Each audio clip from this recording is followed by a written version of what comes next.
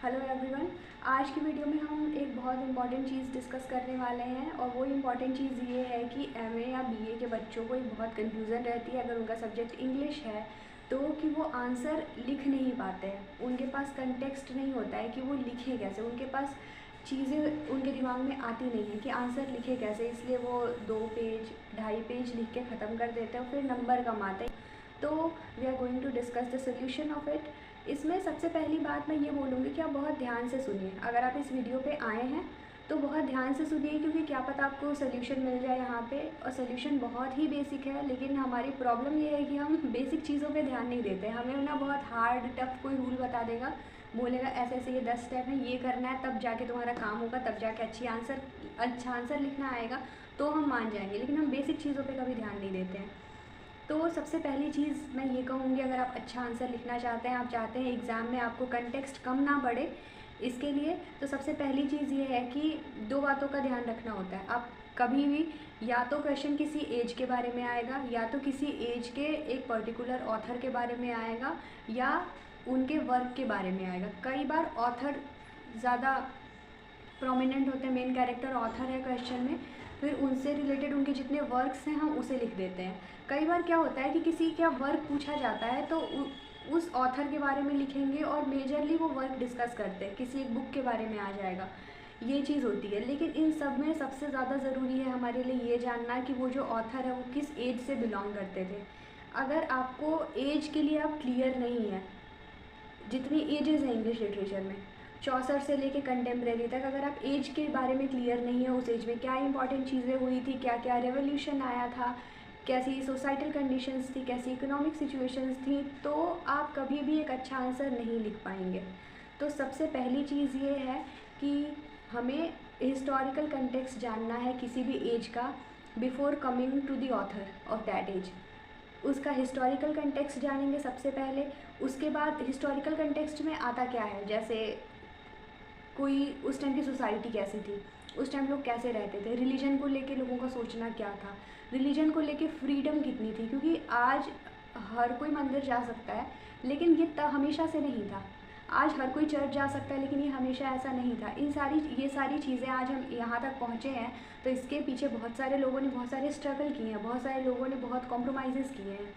इसकी वजह से आज हमारे पास जो है वो है। बहुत ऐसा टाइम भी था जब बहुत सारी जो लैंग्वेजेस हैं वो अलग अलग एरियाज़ में अलग अलग सेगमेंट के लिए डिस्ट्रीब्यूट हो गई थी। बड़े लोगों की अलग लैंग्वेज थी, छोटे लोगों की अलग लैंग्वेज थी, क्लास डिवाइडेड हो गया था कि ये छोटे लोग हैं तो ये बस ये एक टाइप की लैंग्वेज बोल सकते हैं, ये बड़े लोग हैं तो ये अलग अलग टाइप की बोल सकते हैं लैंग्वेज। तो अगर मैं आपको पॉइंट्स में बताऊँ, हिस्टोरिकल कंटेक्स्ट में किसी भी सोसाइटी की किसी भी एज की जो सोशल कंडीशन है हमें वो जानना है। उस टाइम की इकोनॉमिक कंडीशन अगर रही हो तो जानना है। इकोनॉमिक कंडीशन एक ऐसी है, देखो प्रॉब्लम तो हम हर एज में रही है कुछ ना, इकोनॉमी को लेके अभी भी है, लेकिन हमेशा ये हाईलाइटेड मैटर नहीं रहा है। लेकिन रिलीजन एक बहुत हाईलाइटेड मैटर रहा है सारे एज में। और एक इनलाइटनमेंट का टाइम हमेशा आता है। जब भी आप एक एज से दूसरे एज की तरफ ट्रांसफॉर्म कर रहे हैं, बढ़ रहे हैं, तो ऐसा नहीं है कि आज यहाँ तक एक एज थी फिर कल से दूसरी एज शुरू हो गई। It's not like that. धीरे धीरे लोग इवॉल्व होते हैं, वो चीज़ें ग्रो करती हैं, लोगों की थॉट प्रोसेस लोगों का थोड़ा सा और ब्रॉड होता है, लोग थोड़े और ओपन माइंडेड होते हैं, लोगों का बिलीफ चेंज होता है, तो धीरे धीरे उस एज को फिर दूसरा नाम दिया जाता है। कई बार क्या होता है कि कोई एक एज है जिस एज में वहाँ की जो सोसाइटी थी उसी ने उस एज को बहुत इन्फ्लुएंस किया तो उसके नाम पे रख देंगे। कभी ऐसा होता है कि किसी एक एज में किसी एक ऑथर ने बहुत बड़ा काम कर दिया, तो जैसे चौसर है तो वो एज ऑफ चौसर हो गया उन्हीं के नाम पे। ये चीज़ों का बहुत बेसिक ध्यान रखना होता है। और ये जो चीज़ें मैं बोल रही हूँ इन्हें आप पॉइंट्स में बना के कॉपी पेन पे लिख लें और फिर उसको अपने हर आंसर में आप लिख सकते हैं। अगर आप एक एज के बारे में लिख रहे हैं तो आपके एग्ज़ाम में ऐसा नहीं होता है कि जैसे एलिजाबेथन एज के बारे में लिख रहे हैं, रोमांटिक एज के बारे में लिख रहे हैं, तो आपके साथ ऐसा नहीं होगा कि हर एक क्वेश्चन आपका रोमांटिक एज से रिलेटेड ही आएगा। लेकिन अगर रोमांटिक एज से रिलेटेड किसी भी ऑथर का आ गया और आप उस एज के बारे में जानते हैं कि उस एज में क्या हुआ था, कैसे लोग इवॉल्व हुए थे, कैसे कैसे लिटरेचर चेंज हुआ था, तो आप उस ऑथर के काम में या ऑथर के काम पे जो इन्फ्लुएंस रहा है आप उसमें उस एज की डिटेल्स डाल सकते हैं। इसी तरीके से लिखा जाता है। ये मैं कोई आपको शॉर्टकट नहीं बता रही हूँ, यही तरीका होता है कंटेंट अपने पास, कंटेंट जुटाने का अपने पास, और इसी तरीके से आंसर लिखा जाता है। और आप ये हर एज को लेके मैं कहूँगी कि आप अलग अलग नोट्स बनाएं। हर एज का मैं वीडियो अलग से लाऊंगी।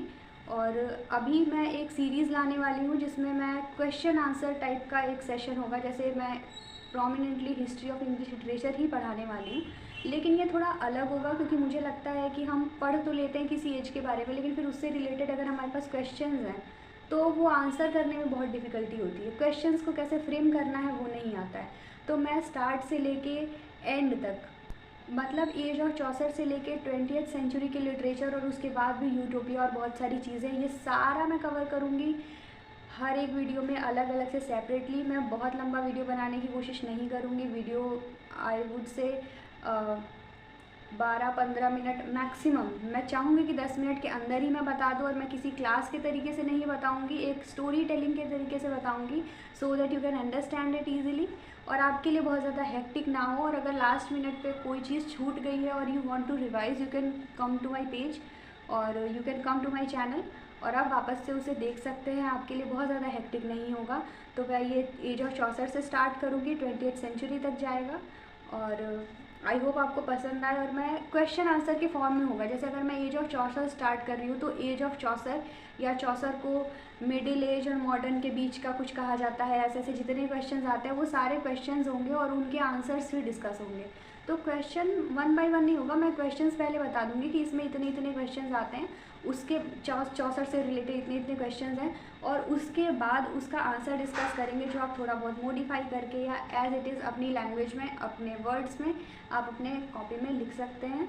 और ये जो मैं बताने वाली हूँ उसमें मैं ऐसा बताने की कोशिश करूँगी कि अगर आप मेरा एक वीडियो देख रहे हैं एज ऑफ चौसठ का, तो आपके ऑलमोस्ट सारे डाउट्स क्लियर हो जाएं। But still I would say आपके पास आपकी बुक्स हैं, आपके नोट्स हैं, आपकी क्लासेस हैं, लेक्चर हैं, आप वो ज़रूर देखें।